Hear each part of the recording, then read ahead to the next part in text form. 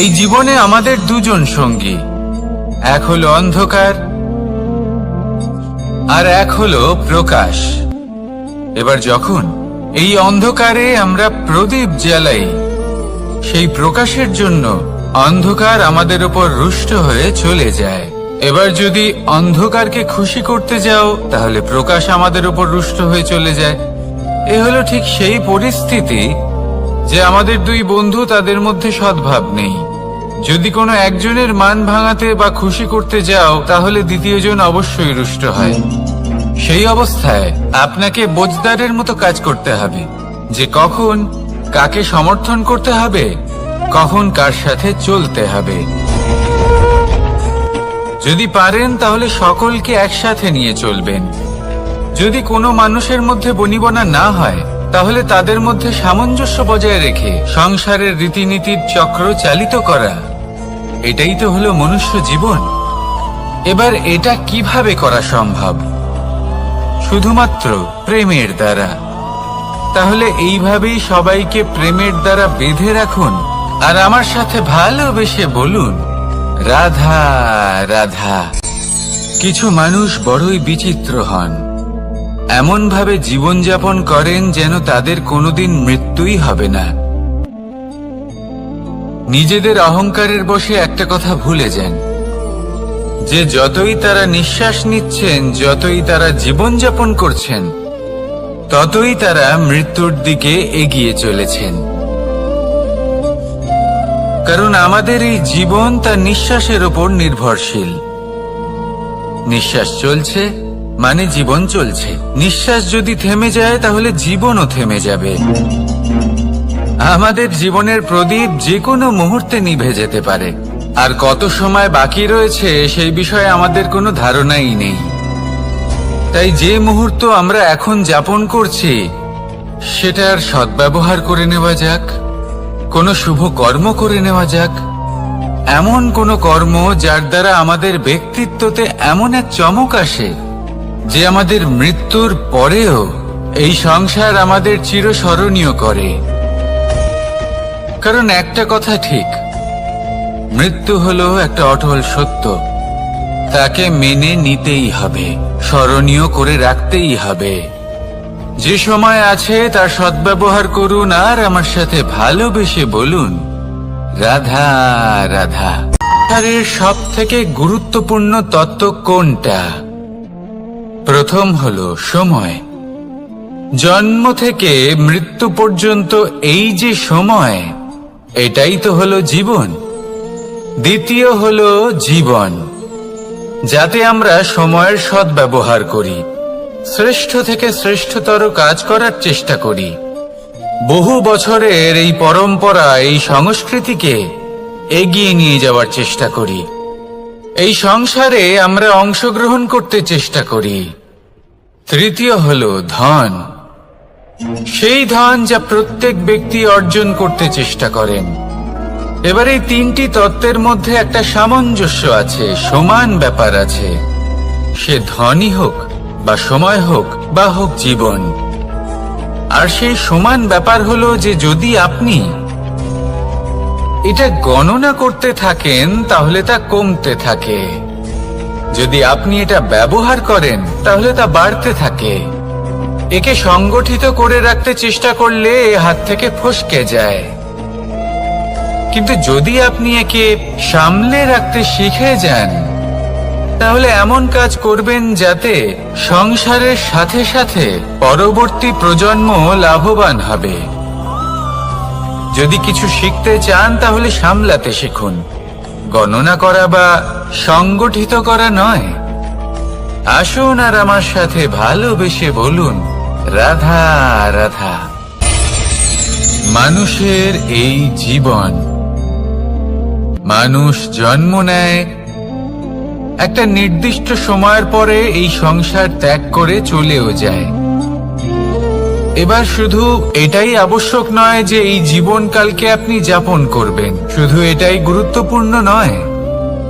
আবশ্যক এবং গুরুত্বপূর্ণ হলো এটা যে এই জীবনকালে আপনি এমন কিছু করেন যাতে এই সংসারের মঙ্গল হয়, যাতে এই সংসার আপনাকে মনে রাখে, আপনার থেকে প্রেরিত হয়, আপনার মতো হতে চায়। প্রত্যেক বছর আপনার জন্মতিথির অপেক্ষা করে, এমন ভাবে আপনার জন্মদিন পালন করে যাতে সেটা মহোৎসবের আকার ধারণ করে। এবার এই জন্মদিন এমনি এমনি মহোৎসবে পরিণত হয় না। তখন হয় না যখন কোনো ব্যক্তি রাজার রূপে বা কোনো গোয়ালার রূপে জন্মগ্রহণ করে। তখন পরিণত হয় যখন একজন মানুষ জন্মগ্রহণের পরে এই সংসারকে কোনো শিক্ষা দিয়ে যান। কিভাবে একজন মানুষ গোয়ালা থেকে রাজা হতে পারে, কিভাবে একজন মানুষ অসত্য থেকে সত্যের পথে চলতে শুরু করেন, অধর্ম থেকে ধর্মের পথে চালিত হতে পারেন, কিভাবে অন্ধকার থেকে প্রকাশের দিকে যেতে পারেন, কিভাবে নিজের আত্মাকে পরমাত্মার সাথে মিলিত করতে পারেন। তা সে রামনবমী হোক বা জন্মাষ্টমী হোক, তাদের জীবনের সাথে জড়িত প্রত্যেক মুহূর্ত একটা পরবের আকার ধারণ করে। তাহলে আপনিও এইভাবে নিজের জীবন যাপন করতে থাকুন। এই সংসারে শুধু ভালোবাসা বিতরণ করুন, কিছুটা এমন ভাবে বিতরণ করুন যাতে আপনি এই সংসার থেকে চলে যাওয়ার পরেও এই সংসারে আপনি শুধুই ভালোবাসা বিতরণ করতে পারেন। যদি আপনি এরকম করেন, সংসারকে প্রেরণা দেন, তাহলে আপনার জীবনও রাধা কৃষ্ণের প্রেমের মতোই অলৌকিক এবং দৈব হয়ে উঠবে। আসুন আর আমার সাথে ভালোবেসে বলুন, রাধা রাধা। এই সংসারের সব থেকে বড় সুখ কি? কেউ বলবেন নিজের লক্ষ্য প্রাপ্ত করা, কেউ বলবেন ধন উপার্জন করা, কেউ বলবেন নিদ্রাই সব থেকে বড় সুখ, কেউ বলবেন রাজ্য লাভ করা, আবার কেউ বলবেন মাতার হাত থেকে খাবার খাওয়া, আদি ইত্যাদি। কিন্তু যদি সত্যি কথা বলি, এই সংসারের সব থেকে বড় সুখ হলো সেবা করা। কখনো কাউকে সেবা করে দেখুন।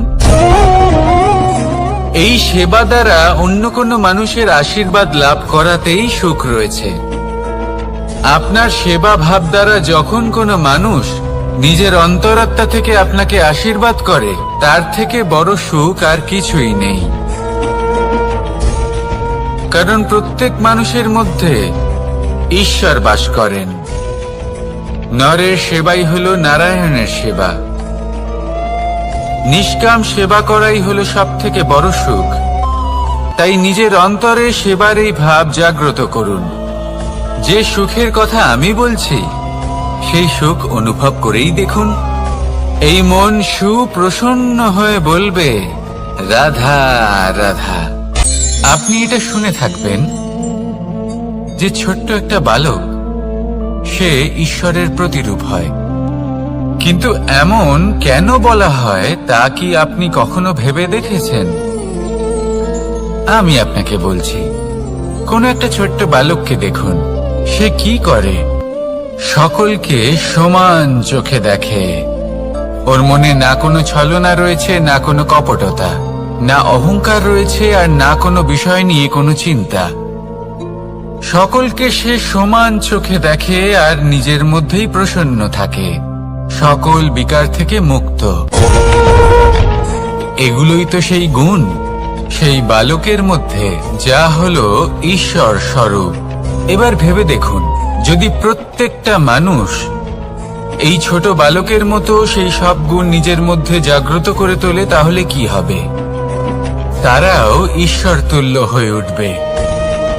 তাই আপনিও এটাই করুন, নিজের মনকে বিকার মুক্ত করুন সেই ছোট্ট বালকের মতো। মনের মধ্যে না কোনো চিন্তা রাখবেন, না মোহ, না ক্রোধ, না কোনো রকমের ছলনা বা কপটতা। সবাইকে সমান চোখে দেখুন আর নিজের মনেই প্রসন্ন থাকতে শিখুন। এই মন প্রেমময় হয়ে বলবে, রাধা রাধা। মানুষের জীবন বড়ই বিচিত্র হয়। যেই মুহূর্তে জন্ম নেয় একটা প্রতিস্পর্ধায় প্রবেশ করতে থাকে। মানুষ জন্ম নেয় আর প্রতিস্পর্ধা শুরু হয়ে যায় ভাই এবং বোনের মধ্যে সর্বশ্রেষ্ঠ হবার, সবার থেকে এগিয়ে থাকার। তারপরে সে যায় গুরুকুলে। নিজের বন্ধুদের মধ্যে সর্বশ্রেষ্ঠ হওয়ার প্রতিস্পর্ধা শুরু হয়। এবার সেখান থেকে বাইরে বেরিয়ে সংসার জীবনে প্রবেশ করে ধন উপার্জনের প্রতিস্পর্ধা শুরু হয়। তা সে যুদ্ধই হোক বা কলা হোক, এই প্রতিস্পর্ধা কখনোই আমাদের পিছু ছাড়ে না। তাই যদি প্রতিস্পর্ধা করতেই হয়, তাহলে আমরা মানুষকে সাহায্য করার প্রতিস্পর্ধা কেন করব না? এমন এক প্রতিস্পর্ধা যাতে যে কেউ জিতুক বা যে কেউ হারুক না কেন, লাভ সকলের হবে। সকলের মধ্যে প্রেম বিতরণ করতে থাকুন, এইভাবেই আনন্দ বিতরণ করতে থাকুন, আর আমার সাথে ভালোবেসে বলুন, রাধা রাধা। দু রকমের প্রাকৃতিক বেগ থাকে। প্রথম হলো বর্ষা। যখন এর বর্ষণ হয় তখন মাটিকে শীতল করে নতুন ফসল ফলায়। আর দ্বিতীয় হয় পবন, যা আমাদের সর্বদা শ্বাসবায়ু প্রদান করে। অশান্ত এই মনকে শান্তি প্রদান করে, এই ক্লান্ত শরীরে স্ফূর্তি প্রদান করে। আমাদের জীবনে যত আবেগ আছে তা হয় বর্ষার মতো হওয়া উচিত, নয় হওয়া উচিত পবনের মতো। ক্রোধ, মতভেদ, বিবাদ, এগুলো হওয়া উচিত বর্ষার মতো। অর্থাৎ কিছু সময় পরে যেন এরা নিজে থেকেই ছিন্ন ভিন্ন হয়ে চলে যায়। আর যদি পবনের মতো কোনো আবেগ থাকা উচিত, তা হলো প্রেম, যা সর্বদা শ্বাসবায়ু প্রদান করে, সবসময় সাথে থাকে। একে আমরা অনুভব করতে পারি না, কিন্তু এ আমাদের অনুভব করার জন্য প্রাণবায়ু প্রদান করে। আর যখন চক্রবাতের মতো সে ভয়ঙ্কর হয়ে ওঠে, তখন সমগ্র সংসার বদলে দেয়।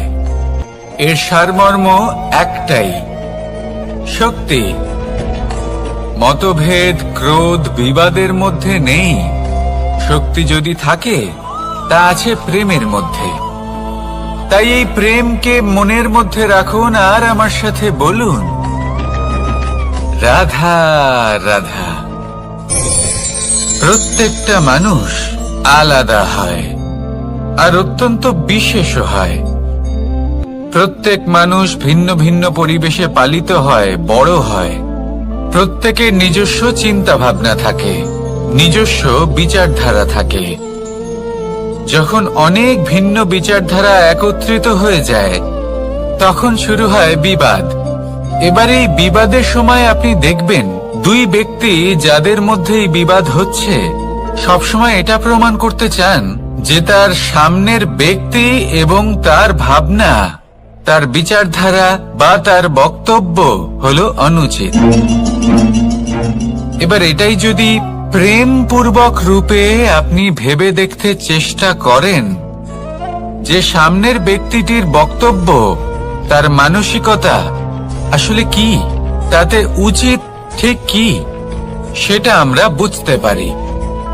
একদিকে হলো এই বিবাদ, যা আপনাকে সামনের ব্যক্তিটিকে অনুচিত প্রমাণ করতে বাধ্য করে। আর অন্যদিকে হলো প্রেম, যা সামনের ব্যক্তিটির যুক্তি বুঝতে সাহায্য করে, তাতে উচিত কি রয়েছে সেটা বুঝতে বাধ্য করে, তাকে মহান হয়ে ওঠার পথে অগ্রসর হতে বাধ্য করে। তাই এই বিবাদকে ত্যাগ করুন আর প্রেমকে আপন করে নিন, আর এই প্রেম ভাব নিয়ে বলুন, রাধা রাধা। এই সংসারে বড়ই বিচিত্র এক শব্দ আছে, মূল্য। এর প্রয়োগ আমরা জীবনেও করে থাকি, আবার ব্যবসাতেও করে থাকি। একজন উদ্যোগপতি সবসময় বলেন, ব্যবসার মূল্য সবসময় উচ্চমান হওয়া উচিত, তাতে লাভ বেশি।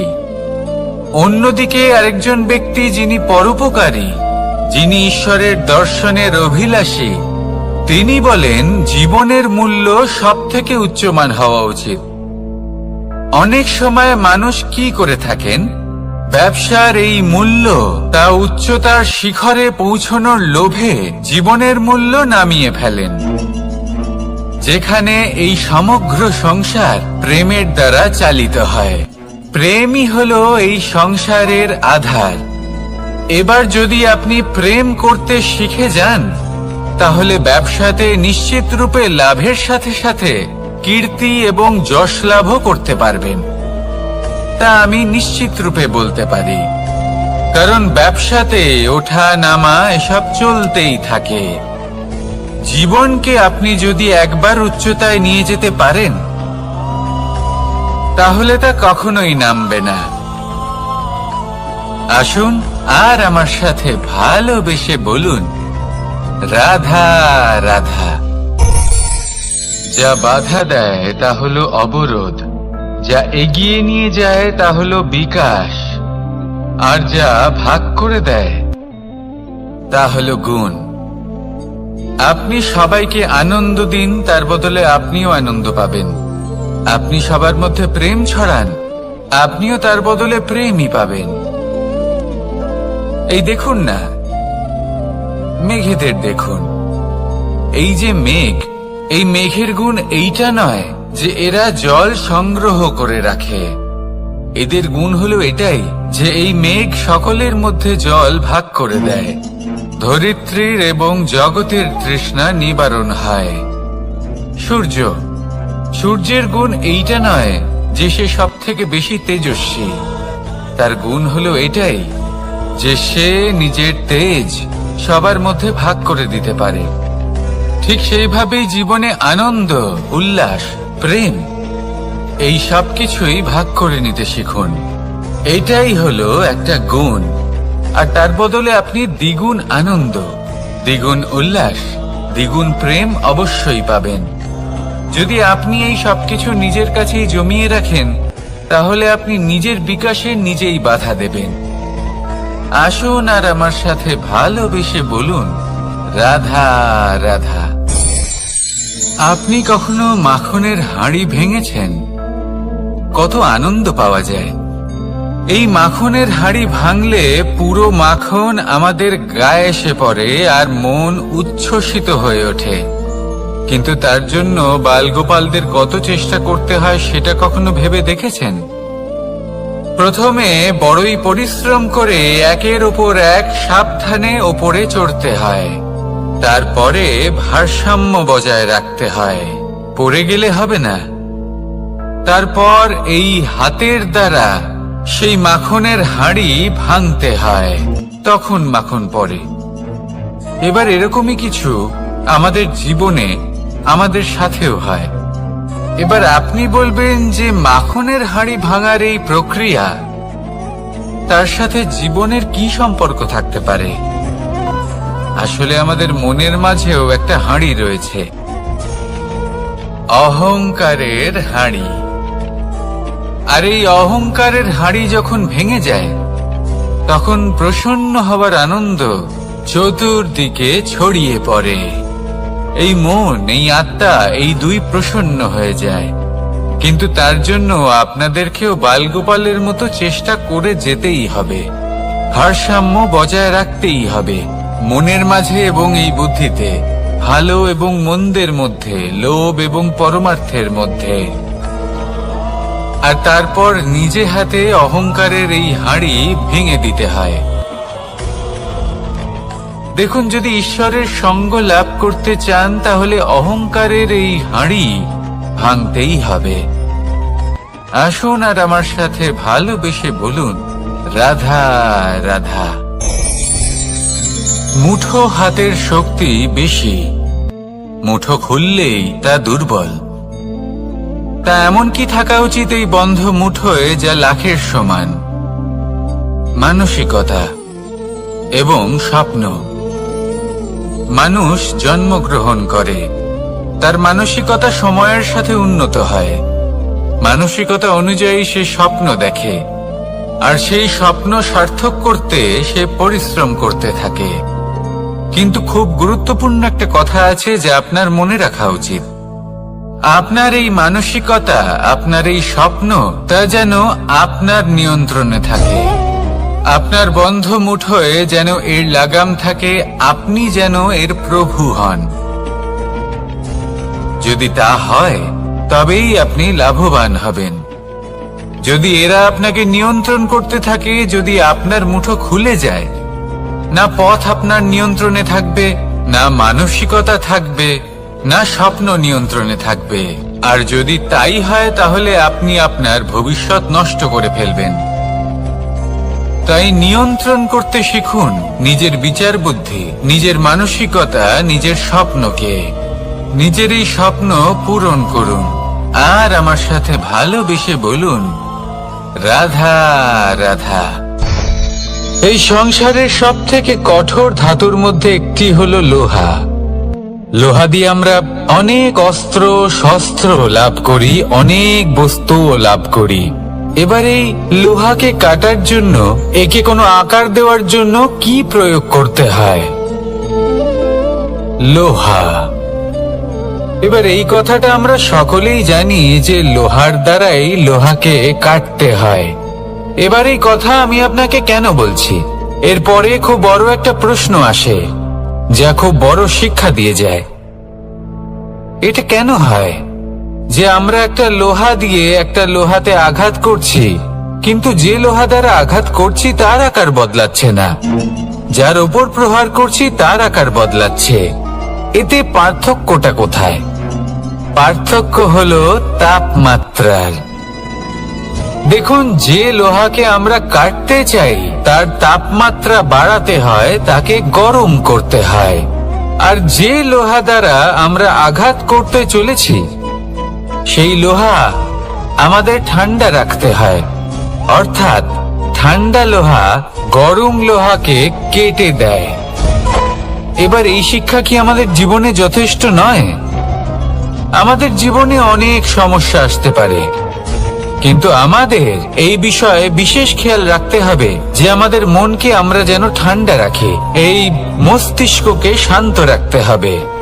যদি আমরা ক্রোধ বা ঈর্ষার আগুনে জ্বলতে থাকি, বিদ্বেষের আগুনে জ্বলতে থাকি, তাহলে আমরাও সেই লোহার মতোই হয়ে যাব যার তাপমাত্রা অত্যন্ত বেশি। তখন যে কেউ এসে আমাদের বিচ্ছিন্ন করে চলে যাবে। মনে রাখবেন, যিনি যত বেশি স্থির বুদ্ধির অধিকারী, যিনি হলেন সব থেকে বেশি শান্ত, তিনি হলেন সব থেকে বেশি বলশালী। তাহলে শান্ত থাকুন আর আমার সাথে ভালোবেসে বলুন, রাধা রাধা। এই সমগ্র সংসারের সব থেকে গুরুত্বপূর্ণ ব্যক্তি কে? স্বয়ং আপনি। নিজের জন্য তো বটেই, তাই না? কারণ যখন আপনি জন্মগ্রহণ করেন, নিজের চোখ খোলেন, এই সংসারে আসেন, তখনই তো এই সংসারকে আপনি দেখতে পান, অনুভব করতে পারেন। এখানকার আবেগ, এখানকার মানুষজন তখন থেকেই অনুভব করেন। যদি আপনি না থাকেন তাহলে এই সংসারের অস্তিত্ব আপনার কাছে শূন্যের সমান, তাই না? আপনি না থাকলে এই সংসারও আপনার কাছে নেই। এবার সবাই বলবেন যে এ তো সত্যি কথা, সেই অনুযায়ী তো আমার স্বার্থপর হওয়া উচিত, অহংকারী হওয়া উচিত, কারণ আমার কাছে আমি তো সবকিছু। দৃষ্টিভঙ্গি পাল্টে দেখুন, আপনার কাছে সব থেকে বেশি গুরুত্বপূর্ণ ব্যক্তি কে? আপনি নিজেই। সেই মানুষটি কেমন হওয়া উচিত একটু ভেবে দেখুন। সব সময় সকলকে সাহায্য করুন, একসাথে মিলে পরিশ্রম করুন, সাহায্য করুন অন্যদেরকে। এটা অতি আবশ্যক। এবং তার থেকেও বেশি গুরুত্বপূর্ণ হলো এটাই যে আপনার মনে যেন কখনো এই বিষয়ে ভয় না থাকে যে আমি আমার প্রিয়জনদের, আমার কাছের মানুষগুলিকে হারিয়ে ফেলব। এই ভয় কখনোই মনের মধ্যে থাকা উচিত নয়। যদি ভয় থাকে তাহলে থাকুক এই বিষয়ে যে সকল মানুষ আমার জীবন থেকে, আমার থেকে দূরে চলে যাচ্ছেন, তাদের বাধা দিতে দিতে আমি যেন নিজেকেই না হারিয়ে ফেলি। নিজের অস্তিত্বকেই না হারিয়ে ফেলি, নিজের ব্যক্তিত্বকে, নিজের বিচারধারাকে, নিজের করুণার শক্তি না হারাই, তাহলে এই ভয় ত্যাগ করুন আর আমার সাথে ভালোবেসে বলুন, রাধা রাধা। মানুষের দুটো রূপ রয়েছে, এক আমাদের এই মুখ যা শুধুই চোখে দেখা যায়, আর দ্বিতীয় আমাদের এই মন যা শুধুমাত্র অন্তরাত্মা দ্বারা দেখা যায়। এবার আমাদের এই মুখ তা ঈশ্বর সকলকেই আগে থেকেই প্রদান করেছেন, কিন্তু এই মন কেমন হবে তা আমাদের জীবনের অনুভূতি এবং আমাদের জীবনের লক্ষ্য এগুলি সুনিশ্চিত করে। অর্থাৎ নেত্র দিয়ে দেখা যায় আমাদের এই মুখ, তা শুধুই এই কারণে প্রয়োজন যাতে সংসার আমাদের দেখতে পায়, আমাদের চিনতে পারে। কিন্তু যদি এই সংসারে আপনি প্রকৃত অর্থে মান সম্মান লাভ করতে চান, তাহলে নিজের অন্তরাত্মাকে আপনাকে বিকশিত করতেই হবে।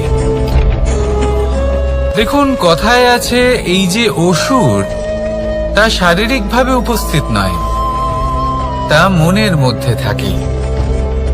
যদি এই মন থেকে অসুরকে বের করে দেওয়া যায়, তাহলে শরীরে তা উপস্থিত থাকবেই না। তাই মনকে শুদ্ধ করুন আর আমার সাথে ভালোবেসে বলুন, রাধা রাধা। প্রয়াস, পরিশ্রম, এই শব্দগুলি শুনতে হয়তো ছোট মনে হয়, কিন্তু এর মূল্য অনেকটাই অধিক। এবার প্রয়াসও কিন্তু দুই ধরনের হয়। একটা প্রয়াস তাই যা আমরা নিজের মন থেকে, অন্তর থেকে সমগ্র শক্তি দিয়ে করার চেষ্টা করি। এবারে এই প্রয়াস প্রচেষ্টার নামান্তর। কিছু প্রয়াস এমন হয় যেমন দ্রুতক্রীড়া খেলা। মানুষ বলেন, আজ একটু প্রয়াস করি, একটু দ্রুতক্রীড়া খেলেই দেখি, যদি বিজয়ী হই তবে ভালো ব্যাপার, যদি না হই তবে আর কখনো খেলবো না। এটাও কিন্তু প্রয়াস, কিন্তু এই প্রয়াস পরিশ্রম নয়। পাণ্ডবদের দেখুন, ওনারা যখন পরিশ্রম করেছিলেন তখন খাণ্ডবপ্রস্থকেও ইন্দ্রপ্রস্থ বানিয়েছিলেন। দ্রুতক্রীড়া খেললেন, সেই মুহূর্তেই ইন্দ্রপ্রস্থ হারিয়ে ফেললেন। পরিশ্রম করলেন, সগৌরবের রাজা হলেন। দ্রুতক্রীড়া খেললেন, তখন এক মুহূর্তে রাজা থেকে নিঃস্ব হয়ে গেলেন। সারমর্ম এটাই যে দ্রুতক্রীড়া কখনো কখনো আপনার মিত্র হতে পারে, কখনো সে আপনাকে বিজয়ী করতে পারে, কিন্তু প্রয়াস এবং পরিশ্রম যখন একসাথে মিলিত হয় তখন তা সর্বদাই আপনার সাথে থাকে। প্রয়াস করতে থাকুন, পরিশ্রম করতে থাকুন, আর আমার সাথে ভালোবেসে বলুন, রাধা রাধা। মানুষ কখনো কখনো সময়কে নিয়ন্ত্রণ করতে চেষ্টা করে, কখনো কখনো সময়ের গুরুত্ব বুঝতে পারে না। এটা ভাবে যে এই কিছু মুহূর্ত কেটে যাক, একে অতিবাহিত করি, তাহলে কি বা হবে, কয়েকটা মুহূর্ত মাত্র। কিন্তু তা নয়। আজকের একটা মুহূর্ত ভবিষ্যতের অনেক বড় পরিবর্তনের ভিত হতে পারে। আজকের একটা মুহূর্ত আপনার ভবিষ্যৎকে উজ্জ্বল করে তুলতে পারে। সেই জন্য ছোট ছোট মুহূর্তগুলিকে অদেখা করবেন না। সময়কে কাজে লাগান, পূর্ণরূপে কাজে লাগান। এবার যদি আপনি কাউকে সাহায্য করতে চান আর সেই কারণেই যদি থেমে থাকেন, তাহলে ঠিক আছে, কারণ আপনি কাউকে সাহায্য করে তার জীবনকে আরো ভালো করে তুলতে চাইছেন, আরো শ্রেষ্ঠ করতে চাইছেন। এই পুণ্য, এই কর্ম ফিরে আপনার কাছেই আসবে আর আপনার জীবনকে শুভ করে তুলবে। কিন্তু যদি আপনি আলস্যের কারণে থেমে থাকেন এবং কিছুই না করেন, সময় নষ্ট করেন, তাহলে কিন্তু একটাই ঘটনা ঘটবে, আপনার ভবিষ্যৎ বিপদগ্রস্ত হয়ে পড়বে, আর কিছুই নয়। সেই জন্য এটা বোঝা প্রয়োজন যে কখন থামতে হবে এবং কেন থামতে হবে। যদি আপনার থামার কারণ এবং সময় অনুচিত হয়ে থাকে, তাহলে আপনার ভবিষ্যৎ কখনোই উচিত হতে পারে না। সেই জন্য সময়কে সম্মান করুন আর পূর্ণ ব্যবহার করতে শিখুন। আর আমার সাথে ভালোবেসে বলুন, রাধা রাধা। জীবনে সবসময় সেটা হয় না যা আমরা চাই, তেমন ভাবে হয় না যেমন ভাবে আমরা চাই। এবার তাতে আমরা দুঃখ পাই, নিরাশ হয়ে পড়ি, ভাগ্যকে দোষ দিই অথবা অন্য কাউকে বা নিজেকে। কিন্তু সত্যটা কি সেটা আমাদের জানতে হবে। এই সংসার নির্মিত হয়েছে পাহাড় দ্বারা এবং পাথর দ্বারা, তাই প্রত্যেক স্থানে ছোট ছোট ছোট ছোট নুড়ি পাথর তো অবশ্যই থাকবে। এগুলো এড়িয়ে যাওয়া সম্ভব নয়, আর এই কথাটা আমরা সকলে জানি। এবার এইভাবেই আমাদের জীবনে নানান রকমের সমস্যা লেগেই থাকে। এর হাত থেকে কোনোভাবেই নিস্তার পাওয়া সম্ভব নয়। একটা সমস্যা এড়াতে যান, দ্বিতীয় চলে আসবে, দ্বিতীয় সমস্যা এড়াতে যান, তৃতীয় চলে আসবে। কিন্তু সমস্যা জীবনে থাকবেই, আর আপনাকে সাহায্য করার জন্যই থাকবে কোনো না কোনো রূপে। আপনার চারপাশে পাথর আছে, এটা আপনার উপর নির্ভরশীল আপনি কি করবেন, কোন পথে অগ্রসর হবেন এবং কিভাবে অগ্রসর হবেন। এবার দেখুন, এটা তো সবসময় সম্ভব নয় যে আপনার পদতলে ফুলের চাদর থাকবে, এটা তো অসম্ভব। সেই জন্য উচিত এটাই হবে যে আপনি পাদুকা পরিধান করে জীবনে অগ্রসর হন। এর সারমর্ম এটাই, যখনই জীবনে সমস্যা আসবে দৃঢ় হয়ে সম্মুখীন হন এবং এটা বোঝার চেষ্টা করুন যে এই সমস্যা জীবনে কেন এলো, কি শিক্ষা দিয়ে গেল। আপনার মধ্যে দোষ অবশ্যই থাকবে, তাকে গুণে পরিবর্তিত করুন। এই জীবন আরো বেশি সহজ সরল হবে এবং প্রসন্ন হয়ে বলবে, রাধা রাধা। অনেক মানুষ আমাকে এসে বলেন যে কানাই, তোমার কথাগুলি তো আর কি বা বলি, তোমার কথা কি থেকে কি করে ফেলতে পারে, অসম্ভবকে সম্ভব করে ফেলতে পারে। এত শক্তি তোমার কথাতেই রয়েছে, তো অন্য কিছু করার কোনো প্রয়োজনই কোথায়? এবার ওনারা এই কথাটা বুঝতে পারেন না যে জ্ঞান শুধুমাত্র শব্দের সমন্বয় মাত্র।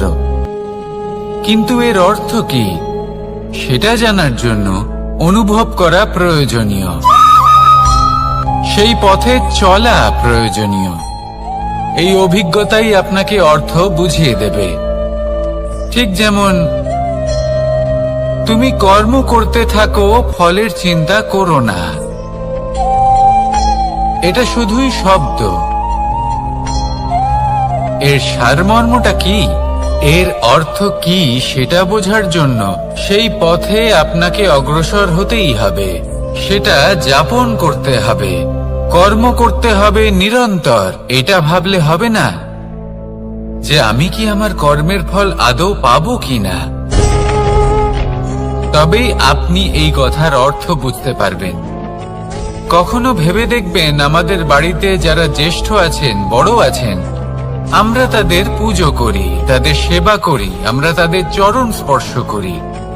কেন? কারণ ওনাদের কাছে আমাদের থেকে অনেক বেশি জীবনের অভিজ্ঞতা থাকে। জীবনে শুধুমাত্র জ্ঞান শোনাটা প্রয়োজনীয় নয়, তা বুঝতে পারা প্রয়োজনীয়। তা যদি যাপন করেন তবেই অভিজ্ঞতা হবে, তবেই প্রকৃত অর্থ বুঝতে পারবেন। তাহলে জ্ঞান শুধু শুনবেন না, বুঝুন, তাকে আচরণে আনুন এবং আমার সাথে ভালোবেসে বলুন, রাধা রাধা। এই সংসারের সব থেকে গুরুত্বপূর্ণ তত্ত্ব কোনটা? প্রথম হলো সময়। জন্ম থেকে মৃত্যু পর্যন্ত এই যে সময়, এটাই তো হলো জীবন। দ্বিতীয় হলো জীবন, যাতে আমরা সময়ের সদ্ব্যবহার করি, শ্রেষ্ঠ থেকে শ্রেষ্ঠতর কাজ করার চেষ্টা করি। বহু বছরের এই পরম্পরা, এই সংস্কৃতিকে এগিয়ে নিয়ে যাওয়ার চেষ্টা করি। এই সংসারে আমরা অংশগ্রহণ করতে চেষ্টা করি। তৃতীয় হলো ধন, সেই ধন যা প্রত্যেক ব্যক্তি অর্জন করতে চেষ্টা করেন। এবার এই তিনটি তত্ত্বের মধ্যে একটা সামঞ্জস্য আছে, সমান ব্যাপার আছে। সে ধনই হোক বা সময় হোক বা হোক জীবন। আর সেই সমান ব্যাপার হলো যে যদি আপনি এটা গণনা করতে থাকেন তাহলে তা কমতে থাকে, যদি আপনি এটা ব্যবহার করেন তাহলে তা বাড়তে থাকে। একে সংগঠিত করে রাখতে চেষ্টা করলে এ হাত থেকে ফসকে যায়, কিন্তু যদি আপনি একে সামলে রাখতে শিখে যান তাহলে এমন কাজ করবেন যাতে সংসারের সাথে সাথে পরবর্তী প্রজন্ম লাভবান হবে। যদি কিছু শিখতে চান তাহলে সামলাতে শিখুন, গণনা করা বা সংগঠিত করা নয়। আসুন আর আমার সাথে ভালোবেসে বলুন, রাধা রাধা। এই জীবনে আমাদের দুজন সঙ্গী, এক হলো অন্ধকার আর এক হলো প্রকাশ। এবার যখন এই অন্ধকারে আমরা প্রদীপ জ্বালাই, সেই প্রকাশের জন্য অন্ধকার আমাদের উপর রুষ্ট হয়ে চলে যায়। এবার যদি অন্ধকারকে খুশি করতে যাও তাহলে প্রকাশ আমাদের উপর রুষ্ট হয়ে চলে যায়। এ হলো ঠিক সেই পরিস্থিতি যে আমাদের দুই বন্ধু, তাদের মধ্যে সদ্ভাব নেই। যদি কোনো একজনের মান ভাঙাতে বা খুশি করতে যাও তাহলে দ্বিতীয়জন অবশ্যই রুষ্ট হয়। সেই অবস্থায় আপনাকে বোঝদারের মতো কাজ করতে হবে, যে কখন কাকে সমর্থন করতে হবে, কখন কার সাথে চলতে হবে। যদি পারেন তাহলে সকলকে একসাথে নিয়ে চলবেন। যদি কোনো মানুষের মধ্যে বনিবনা না হয় তাহলে তাদের মধ্যে সামঞ্জস্য বজায় রেখে সংসারের রীতিনীতির চক্র চালিত করা, এটাই তো হলো মনুষ্য জীবন। এবার এটা কিভাবে করা সম্ভব? শুধুমাত্র প্রেমের দ্বারা। তাহলে এইভাবেই সবাইকে প্রেমের দ্বারা বেঁধে রাখুন আর আমার সাথে ভালোবেসে বলুন, রাধা রাধা। কিছু মানুষ বড়ই বিচিত্র হন, এমন ভাবে জীবনযাপন করেন যেন তাদের কোনোদিন মৃত্যুই হবে না।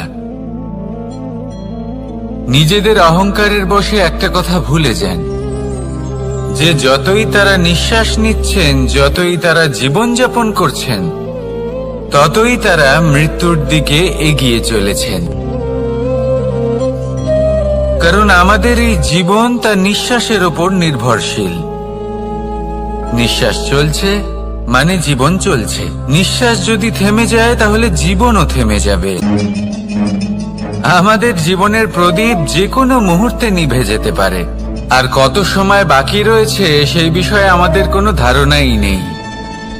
তাই যে মুহূর্ত আমরা এখন যাপন করছি সেটার সদ্ব্যবহার করে নেওয়া যাক, কোনো শুভ কর্ম করে নেওয়া যাক, এমন কোনো কর্ম যার দ্বারা আমাদের ব্যক্তিত্বতে এমন এক চমক আসে যে আমাদের মৃত্যুর পরেও এই সংসার আমাদের চিরস্মরণীয় করে। কারণ একটা কথা ঠিক, মৃত্যু হলো একটা অটল সত্য, তাকে মেনে নিতেই হবে, স্মরণীয় করে রাখতেই হবে। যে সময় আছে তার সদ্ব্যবহার করুন আর আমার সাথে ভালোবেসে বলুন, রাধা রাধা। এই সংসারের সব থেকে বড় সুখ কি? কেউ বলবেন নিজের লক্ষ্য প্রাপ্ত করা, কেউ বলবেন ধন উপার্জন করা, কেউ বলবেন নিদ্রাই সব থেকে বড় সুখ, কেউ বলবেন রাজ্য লাভ করা, আবার কেউ বলবেন মাতার হাত থেকে খাবার খাওয়া, আদি ইত্যাদি। কিন্তু যদি সত্যি কথা বলি, এই সংসারের সব থেকে বড় সুখ হলো সেবা করা। কখনো কাউকে সেবা করে দেখুন, এই সেবা দ্বারা অন্য কোনো মানুষের আশীর্বাদ লাভ করাতেই সুখ রয়েছে। আপনার সেবা ভাব দ্বারা যখন কোনো মানুষ নিজের অন্তরাত্মা থেকে আপনাকে আশীর্বাদ করে, তার থেকে বড় সুখ আর কিছুই নেই। কারণ প্রত্যেক মানুষের মধ্যে ঈশ্বর বাস করেন। নরের সেবাই হলো নারায়ণের সেবা। নিষ্কাম সেবা করাই হলো সব থেকে বড় সুখ। তাই নিজের অন্তরে সেবার এই ভাব জাগ্রত করুন। যে সুখের কথা আমি বলছি, সেই সুখ অনুভব করেই দেখুন। এই মন সুপ্রসন্ন হয়ে বলবে, রাধা রাধা।